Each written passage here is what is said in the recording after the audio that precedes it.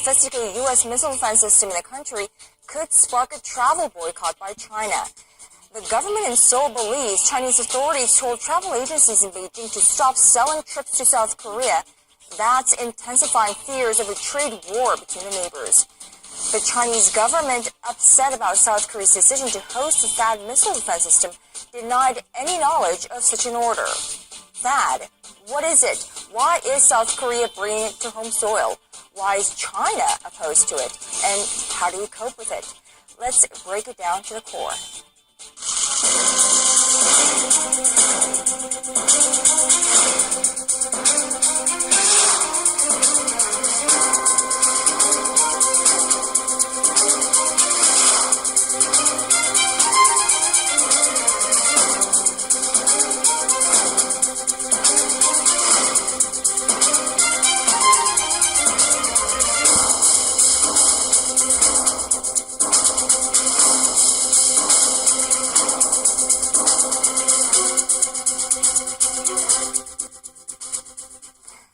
I'm Moon Ganyang. This is Arirang News Special Roundtable on THAAD and South Korea-China relations.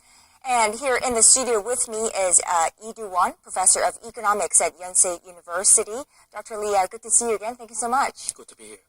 And Park Hee-rak, Professor and Dean of the Graduate School of Politics and Leadership at Kookmin University. Thank you so much for being here. Thank you for inviting me. And thank you all for joining us today. Now, so obviously, China is not happy about this decision of South Korea and Washington agreeing to bring THAAD to South Korean soil. But let's start with the basics. Obviously, South Korea brought this in, or is bringing this in to deter North Korean threats, nuclear threats. Why is China involved in this? I mean, what does China have to do with this? Actually, South Koreans do not know why China is opposed to this plan. China said that the deployment of THAAD is against its security interest and strategic interest.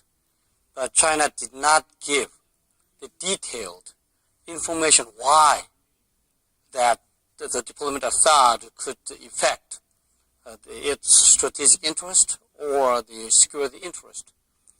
As far as I know, THAAD, as you know, is a purely defensive system which is used to intercept the incoming missiles to the site, and it cannot do any harm to South Korean deterrence and South Korean security.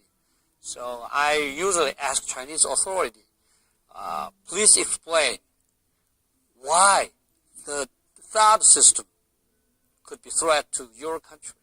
But I did not have any answers to that. Well, China obviously seems to have a reason of its own, whether that may be true or not. That remains to be seen, actually. But China, for one, and I am in no position to be advocating China's position, but in order for us to give a counter deterrence to that, we need to go over the point that China is advocating. China says THAAD battery has no capability of protecting the South Korean capital, Seoul. Professor Park, do you have an answer to that? Yes, THAAD is some kind of limitations to protect Seoul. It is true. Not because THAAD is a not good equipment, but because the Seoul is too close to the DMZ. It's just 40 kilometers from DMZ. So if North Korea uses short-range missiles, it is very difficult to detect and intercept. However, the THAAD battery can protect 2/3 of South Korea. And if we protect 2/3 of South Korea, we can economize on the Patriot equipment and concentrate the Patriot equipment to protect Seoul. And South Korea is in the course of developing our own missile interceptors, which can destroy one more time for the Seoul at the height of about altitude of 100 kilometers. So the fact is not true. That means can assist the defense of Seoul, and at the same time that the fact that the THAAD has a limitation to protect Seoul does not mean that we don't have to deploy the THAAD to our country. Now, Professor Lee, so what we've been seeing basically from China is obviously a sort of economic retaliation. From our point of view, that's what it seems like. Now, and the Chinese government has repeatedly said that it is in no way official. So these are unofficial retaliations. Do you have any thoughts on that? Well, it is true that that's the official standing of the Chinese government, that they do not have any official guideline or policy to retaliate South Korea so far. But a couple of days ago, there was a rumor, or actually there was a newspaper article in South Korea, that Chinese government actually delivered specific orders to this local Chinese tourism industry not to sell a large-scale tourist to South Korea. If that is true, I think it implies that Chinese government is going to change its stance on this issue. If that is true, it means that the Chinese government will do more to restrict the bilateral trade between Korea and China, and that is going to big trouble to South Korean economy.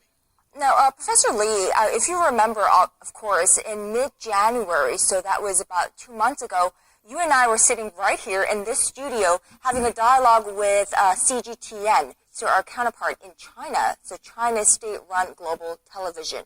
And we had a similar talk of this sort, and even back then we were talking about a possible economic retaliation of any kind of sort by China, and the expert on that side, I guess unintendedly admitted that it was official, and then admitted that it wasn't official. So this has been ongoing for some time, but it's only intensifying now. Is it legitimate? Well, I don't think so.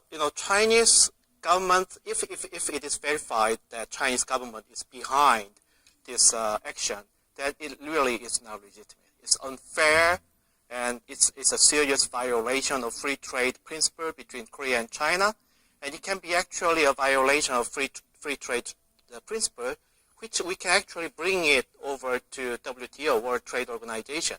Of course, I do not really wish to bring it all over to WTO, which will be really, really painful process both to Korea and China, but definitely this is a serious violation of free trade idea.